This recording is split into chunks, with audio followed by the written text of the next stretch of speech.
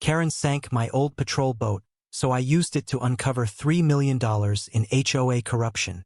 The salt-streaked wind whipped across the bay, carrying the bitter tang of betrayal.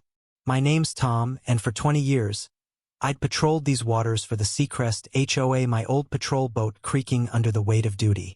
It wasn't much a beat-up vessel with peeling paint, but it was mine. A symbol of my quiet life keeping this coastal community safe. That is, until Karen, the HOA president with a smile sharper than a switchblade, decided it was an eyesore and had it scuttled in the dead of night. I found it half sunk, my life's work drowning in the shallows. But what Karen didn't know was that her sabotage would lead me to uncover a $3 million scandal that would tear our idyllic neighborhood apart. Karen had always been a force, her manicured nails and perfect posture masking a ruthless streak. She'd ruled the HOA with an iron grip, her word law at every meeting. "Tom, that boat's a liability," she'd said, her voice dripping with false concern. "We're upgrading the community image." I'd argued, pleaded even, but the vote was unanimous. Me boat was done. I didn't suspect foul play until I saw the gleam in her eyes at the next meeting.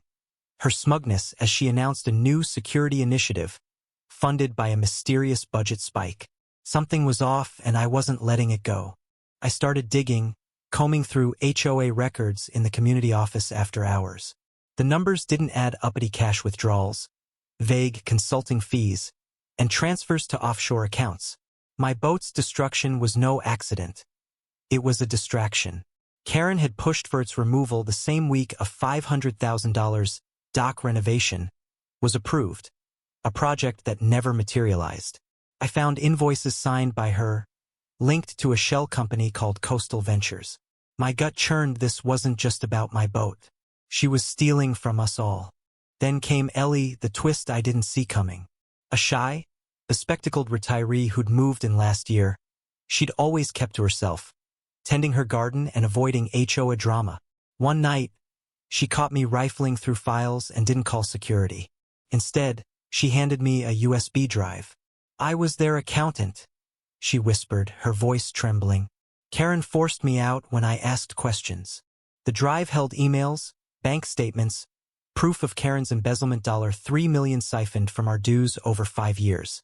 Ellie had been too scared to act, but my fight gave her courage. We were in this together now. The confrontation came at the annual HOA meeting, held on the community dock under blazing sunlight. I stood before the residents, my evidence projected on a screen. Bank records, forged contracts, Karen's signature everywhere. Her face paled, then twisted into a snarl. "This is slander," she screamed, slamming her fist on the table. "Tom's bitter about his stupid boat." The crowd murmured. Divided, some saw her as their leader, others sensed the truth. I pressed on, revealing how she'd used our dues to fund her lavish vacations, her beachfront condo, her lies. Ellie stepped forward, her voice steady now, corroborating every detail. Then Karen played her final card. "If I go down, you all do," she hissed, pulling out a ledger. It listed donations from half the room bribes residents had paid for favors, from waived fines to prime parking spots. The air grew thick with guilt and fear. Neighbors turned on each other, shouting, accusing. My victory felt hollow. The community I'd protected was complicit, fractured by greed. Karen smirked, knowing she'd exposed our collective shame. In the chaos, I walked to my sunken boat, its hull a skeleton against the tide. I could have salvaged it, but I didn't. Instead, I used its remains as evidence in court, tying its sabotage to Karen's cover-up. She was convicted, her empire crumbling, but the $3 million was gone, laundered beyond reach. The HOA dissolved, and Seacrest became a ghost of itself, neighbors moving away, unable to face each other.